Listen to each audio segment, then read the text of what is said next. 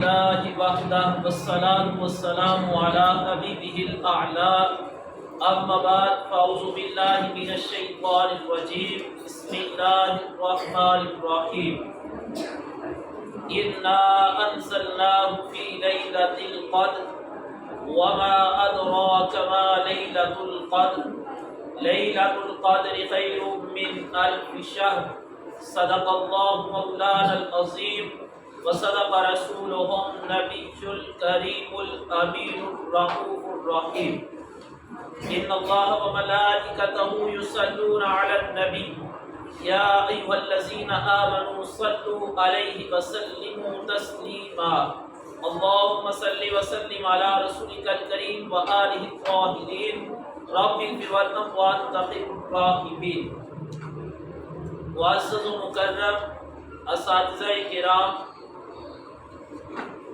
عزیز طلباء و طالبات، مہمانان گرامی، میں ہدیہ تبریک پیش کرتا ہوں سکول انتظامیہ کو، جنہوں نے اس پرفتن دور کے اندر ماہ رمضان المبارک میں درس قرآن کے نام سے تربیتی اجتماع کا اہتمام کیا۔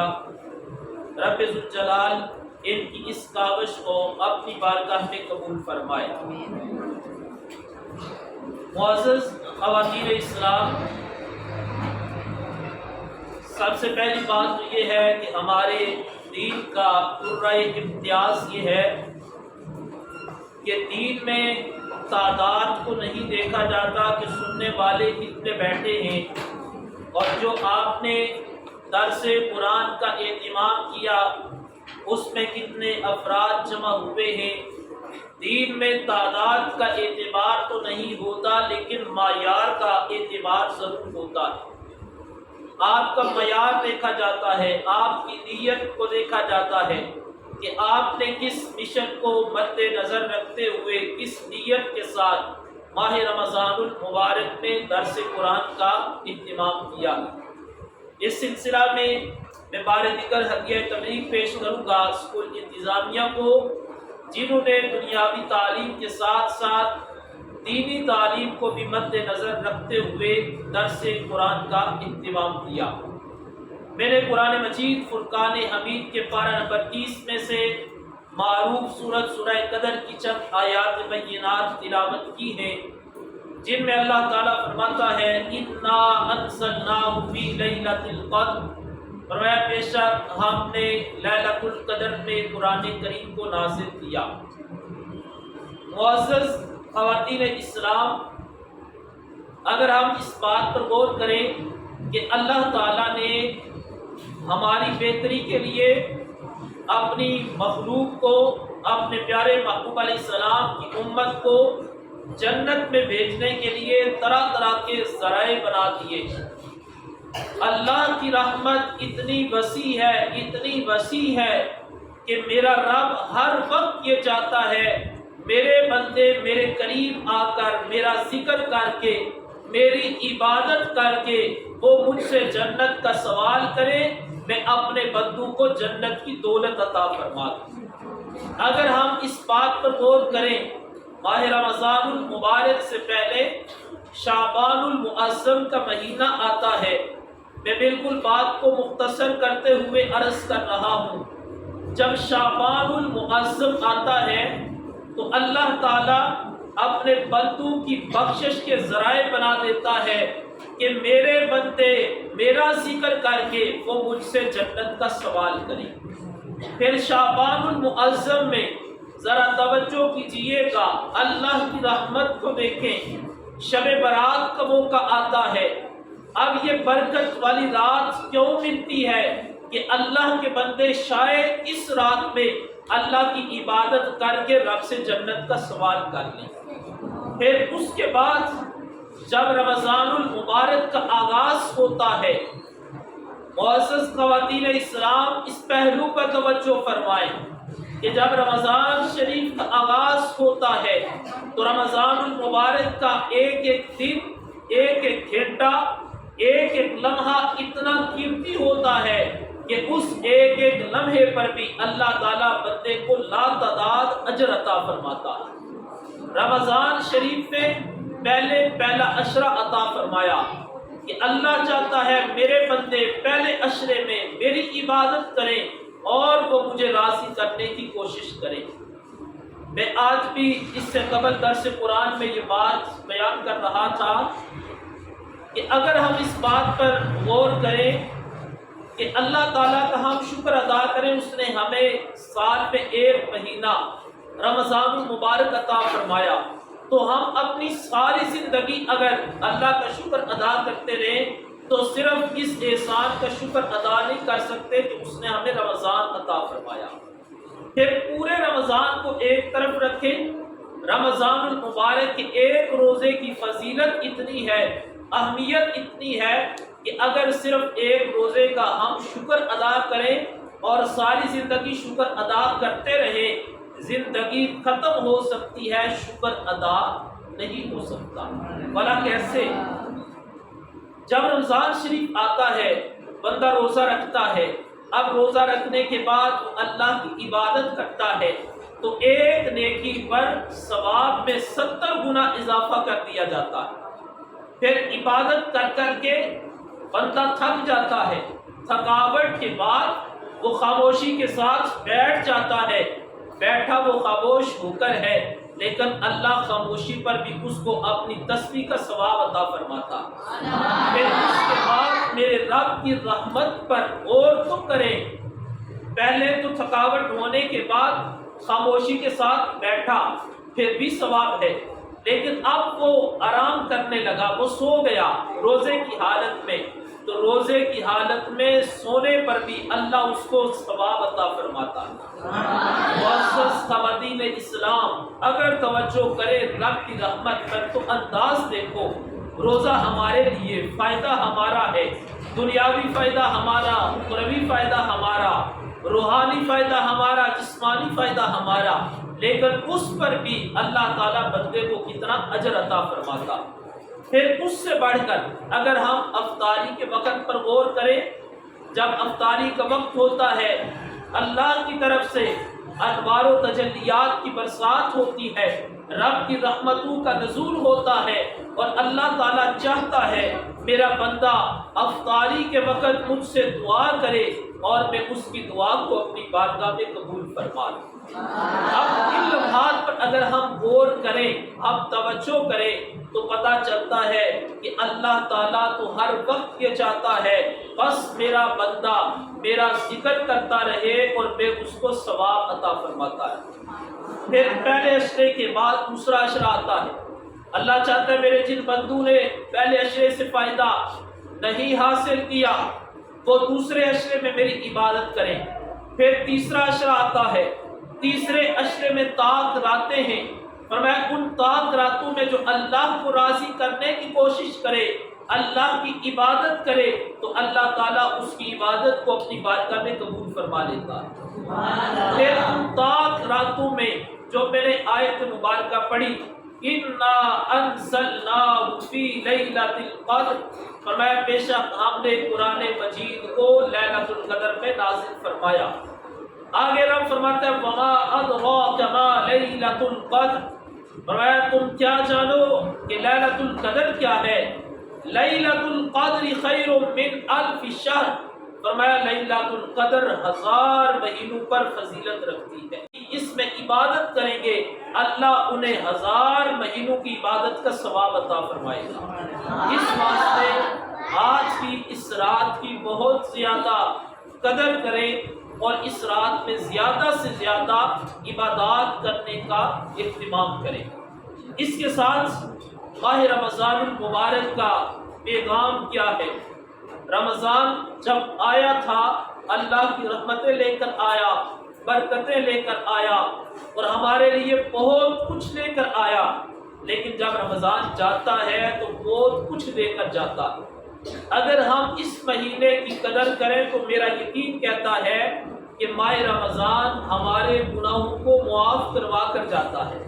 میں حدیث مبارکہ کی روشنی میں یہ بات عرض کر رہا ہوں کہ رمضان جاتا ہے تو ہماری بخشش کروا کر جاتا ہے۔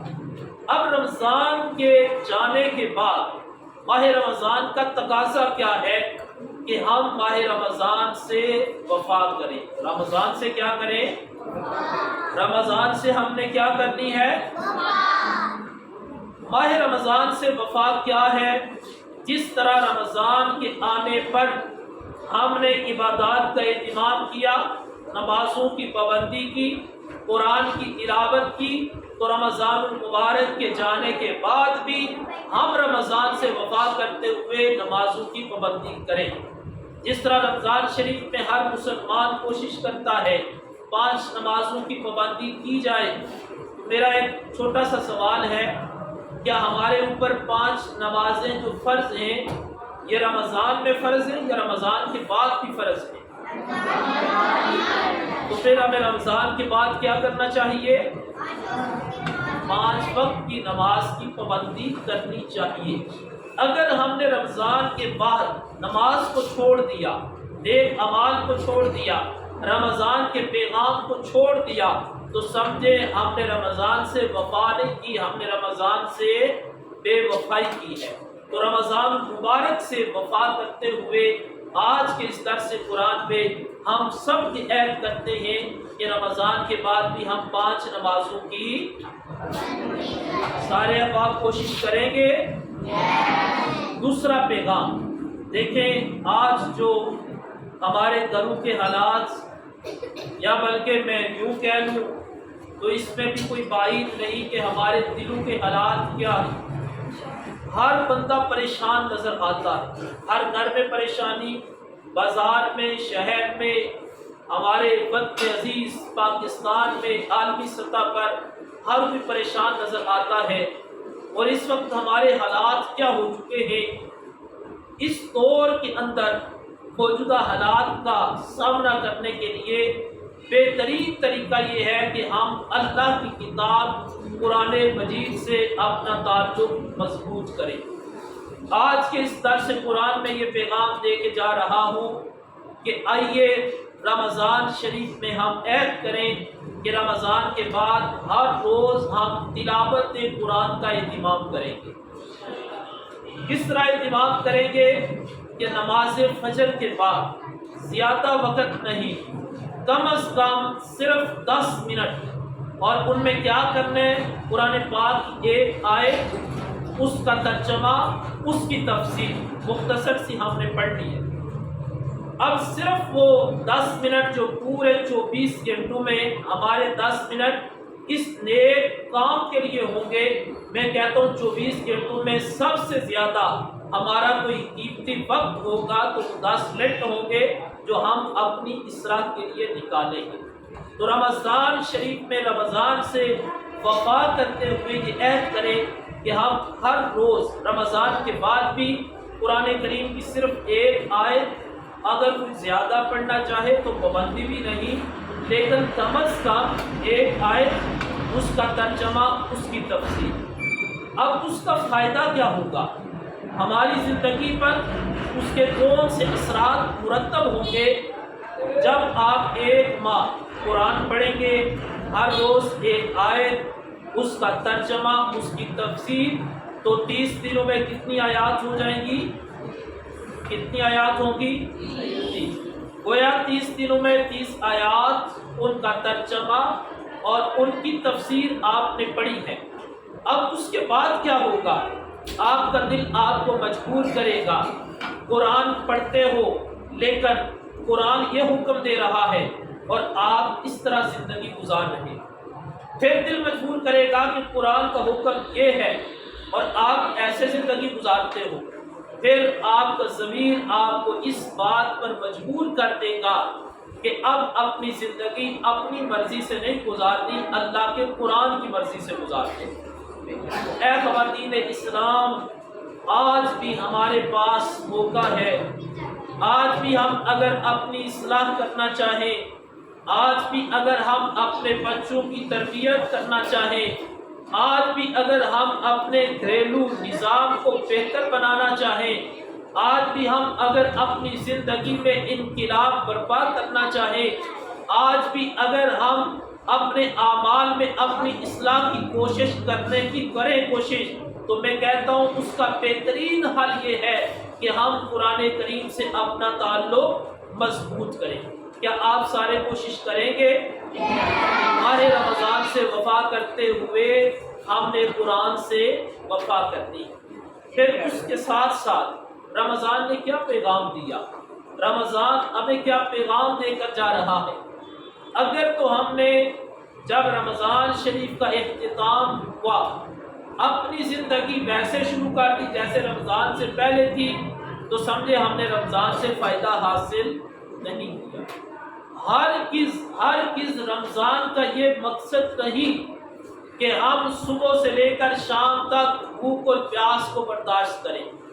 رمضان کا حقیقی مقصد یہ نہیں، رمضان کا مقصد یہ ہے یا ایھا الذین آمنوا کتب علیکم الصیام کما کتب علی الذین من قبلکم، اے ایمان والو تم پر روزے فرض کیے جیسا کہ تم سے پہلے لوگوں پر فرض کیے گئے۔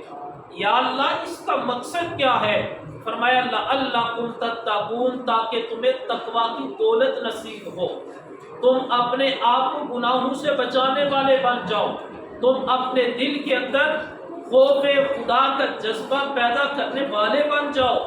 اور اگر 30 دنوں کے بعد یا 29 دنوں کے بعد وہ جذبہ نہیں ملا، ہم نے گناہوں کو نہیں چھوڑا، ہم نے اپنی زندگی میں بہتری نہیں لائی، تو پھر سمجھیں ہم رمضان میں صرف بھوکے رہے، ہم پیاسے رہے، ہم نے اپنے آپ کو اذیت میں رکھا، لیکن ہم نے رمضان کے مقصد کو حاصل نہیں کیا۔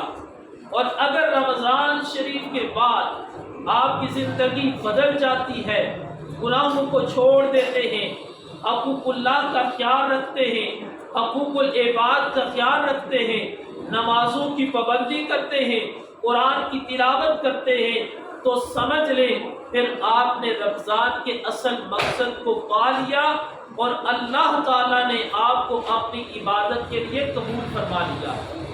معزز خواتین اسلام و عزیز طلباء و طالبات، آج کے درس سے قرآن میں یہی پیغام دے کر جا رہا ہوں۔